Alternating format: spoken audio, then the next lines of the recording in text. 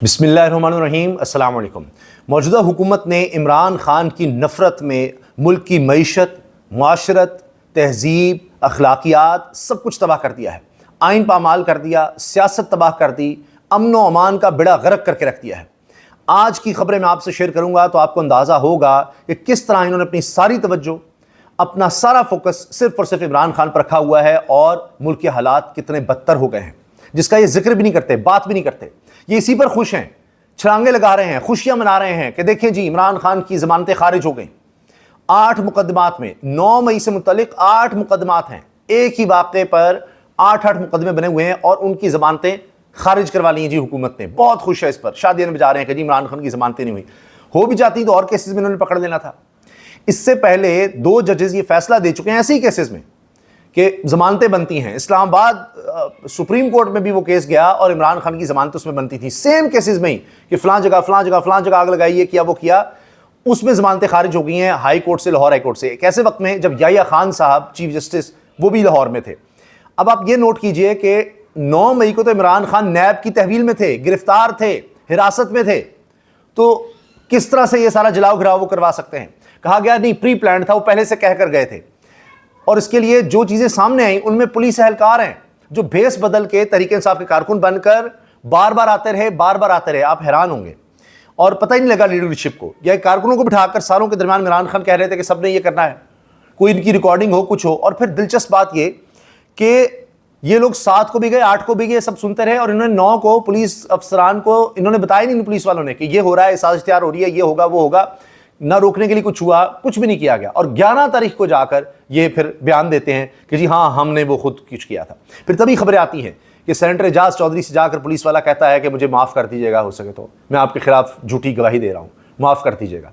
फिर इसलिए खबरदार कर दिया गया पुलिस वालों को, किसी ने जाकर किसी भी मुलजिम से बात नहीं करनी, वो जाकर हाथ जोड़कर माफ़िया मांगते हैं। ये सब हो रहा है। अब आप देखें कि ये खुश हैं कि जी इमरान खान की जमानतें जो हैं वो खारिज करवा ली हैं, इमरान खान अभी अंदर रहेगा। अभी राना सनाउल्लाह ने कहा है कि ये बाहर आ गया तो हमें जेल में डाल देगा, इसलिए हमसे जो कुछ हो सके उसको जेल में रखने के लिए हमने करना है, ये उन्होंने बात कर दी। अब जो साफ़ी, इन्फॉर्म्ड साफ़ी, इन्फॉर्म्ड इसलिए कह रहा हूं कि वो खुद कहते हैं कि हमें एस्टैब्लिशमेंट से डायरेक्ट खबर मिली है। मुनीर फारूक साहब, उन्होंने लिखा है बहुत पहले खबर दे दी थी कि हालात ठीक नहीं बल्कि और ज़्यादा ख़राब हो रहे हैं, क्योंकि एस्टैब्लिशमेंट में जो टॉप लोग हैं, मुनीर फारूक साहब ये बार बार बात कहते हैं, उनमें नफरत है इमरान खान के खिलाफ। तो अब ये जो फैसला आया इमरान खान की 8 केसेस में मुकदमात में ज़मानत मुस्तरद होने का 9 मई पर, इस पर उन्होंने बाकायदा जियो की स्क्रीन का स्क्रीनशॉट लेकर यह बात कही हुई है कि बहुत पहले खबर दे दी थी, हालात ठीक नहीं बल्कि ज़्यादा ख़राब हो रहे हैं। मतलब ये कि ये आइन और कानून नहीं है, ये अदालतें फैसले नहीं दे रहे, फैसले कहीं और हो रहे हैं। और ये तो कोई आइन कानून के मुताबिक नहीं है, वरना वो कैसे हालात ख़राब हो रहे हैं, नहीं होगी जनाब, और छुट्टियों पर चले जाएंगे। ये मुनीर फारूक साहब कह चुके हैं, जजेस छुट्टियों पर चले जाएंगे, फिर पता नहीं क्या होगा, फलां होगा। तो बात यही आपको डील करनी पड़ेगी। और बड़े सीनियर जर्नलिस्ट आमिर इलियास राणा साहब टेलीविजन पर भी आते हैं, एक्सप्रेस के ब्यूरो चीफ हैं, वो कहते हैं अब क्या होगा, ये तो जमानतें नहीं हुई। लाहौर हाई कोर्ट ने इमरान खान की 9 मई की तमाम मुकदमात में जमानतें खारिज कर दी। मामलात को सियासी तौर पर हल करना ही वाहिद रास्ता है, यानी कानूनी तौर पर नहीं, आइनी तौर पर नहीं, सियासी तौर पर, कि सियासी तौर पर चीज़ें हल कर लें तो आपको सब कुछ मिल जाएगा, रिलीफ मिल जाएगा, डील कर लें। अच्छा, वाहिद रास्ता है कि ये रास्ता PTI चुनेगी, ये अब इनके अपने ऊपर मुनहसर है। लेकिन याद रखें, माफ़ी और आइंदा राह रास्त पर रहने की गारंटी देनी होगी। ये देखें, माफ़ी मांगनी होगी, राह रास्त पर रहने की गारंटी देनी होगी। ये वही बात जो ख्वाजा साहब कह रहे हैं कि डिफेक्टो है, ये हाइब्रिड निज़ाम है, ये ऐसे ही आइन में इसकी कोई गुंजाइश नहीं है, लेकिन इसके बगैर ही हम चल रहे हैं। आइन के बगैर मुल्क चल रहा है, उसके खिलाफ चल रहा है, वादा खिलाफी पर चल रहा है, जो रियासत और एक फ़र्द के दरमियान मुआहदा है उसके बगैर चल रहा है। इसी तरह ये देख लीजिए, ये जजेस डिवीजन बेंच के फैसले ये ऐसे ही हैं, वो बता रहे हैं, साफ़ी इन्फॉर्म्ड साफ़ी बता रहे हैं, लिख कर बता रहे हैं, ये मौजूद हैं। एक्स पर जाकर आप ये पोस्ट देख लें, ये जिम्मेदार लोग हैं, और वो कह रहे हैं कि हाँ इस तरह तो नहीं मिलना, जाएं अदालतों में जाएं, धक्के खाएं, जो मर्जी करें, नहीं होगा। मगर हो क्या रहा है जब सारा फोकस इस पर है? मरीम नवाज साहिबा कहती हैं कि भारत ने वो नहीं किया जो तहरीक इंसाफ ने कर दिया। इन्हीं वालों से नरेंद्र मोदी का नाम भी नहीं लिया और कहा नहीं उसको कुछ ना कहें, ये तो इमरान खान को जितना बुरा भला कहना है। जहां जाती है नौजवानों से खिताब करती हैं, देखो इस काम में ना पड़ जाए, उस काम में ना पड़ जाना।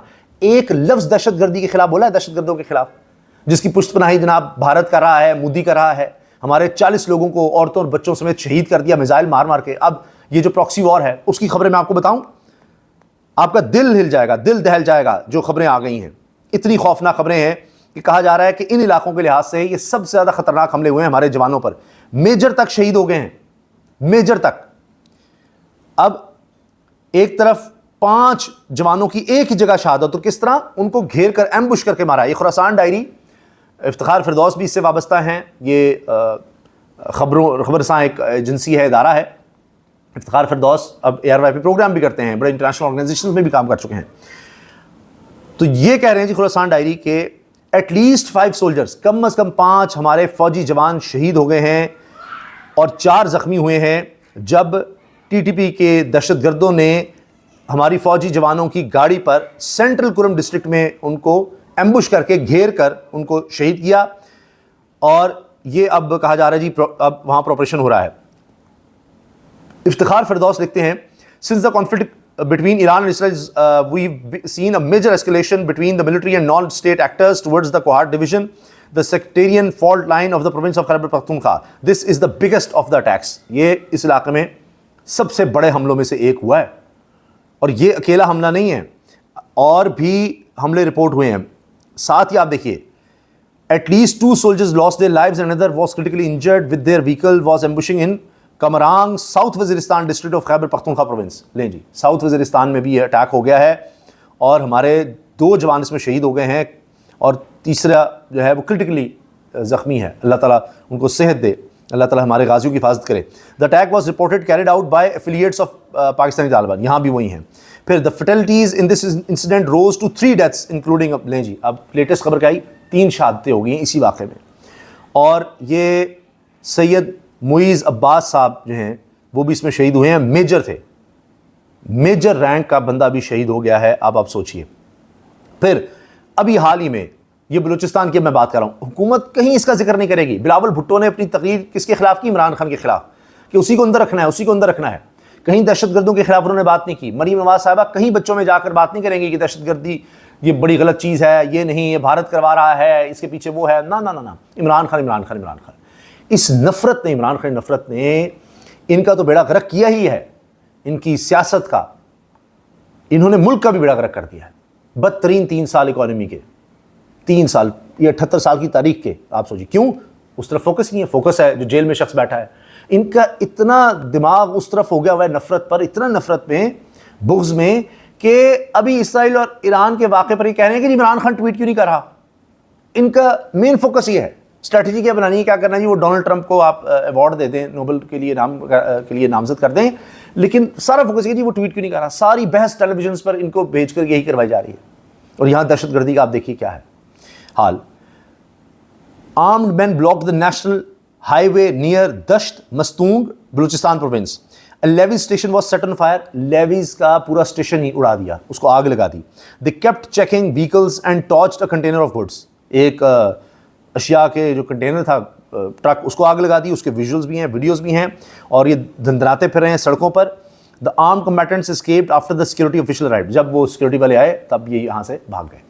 तो अब आप अंदाज़ा लगाइए कि किस तरह ये आते हैं, सरकारी इमारतों को आगे आग लगा देते हैं, बैंक लूट लेते हैं, लेवीज़ और थानों को आग लगा के उनकी गाड़ियाँ ले जाते हैं, जब चाहते हैं जिस सड़क पर आते हैं रोक देते हैं, बसों से लोगों को उतार कर मार देते हैं, ट्रकों को आग लगा देते हैं।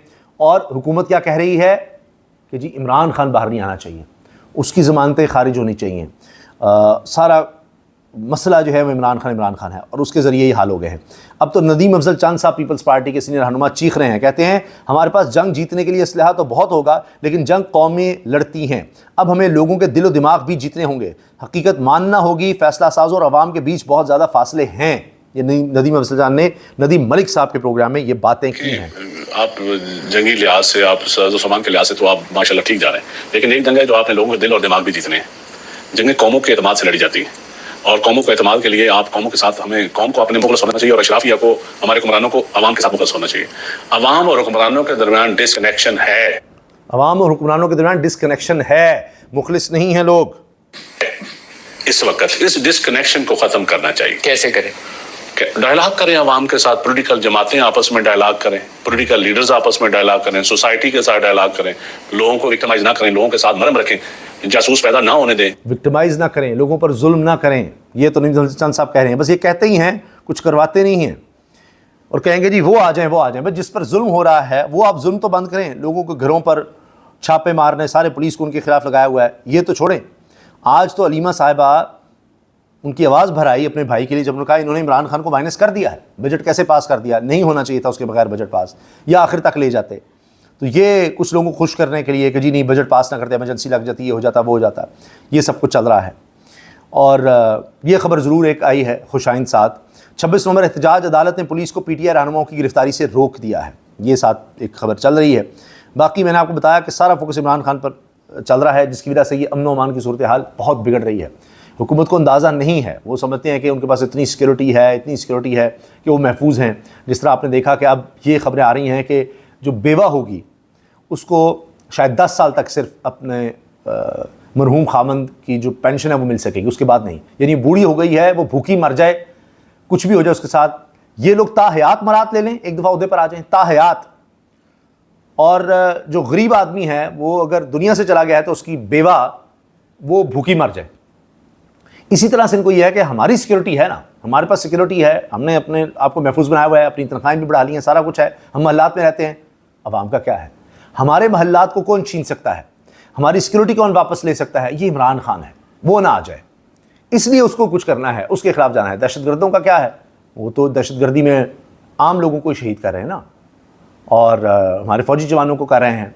और अगर वो कर भी रहे हैं तो ज़्यादा मसला तो इमरान खान, मरीम साहब कह चुकी हैं कि भारत ने वो नहीं किया, या ये प्रॉक्सी वॉर तो हमारी ऑफिशियल स्टेटमेंट है ना जी, गवर्नमेंट ऑफ पाकिस्तान की, रियासत पाकिस्तान की, ये इसके पीछे भारत का हाथ है, जो दहशतगर्दी सारी हो रही है। तो उनको तो हमने कुछ नहीं कहना, हमने तो कहना है इमरान खान को। हमारा मसला तो उससे है कि वो हमसे इक़्तिदार छीन सकता है।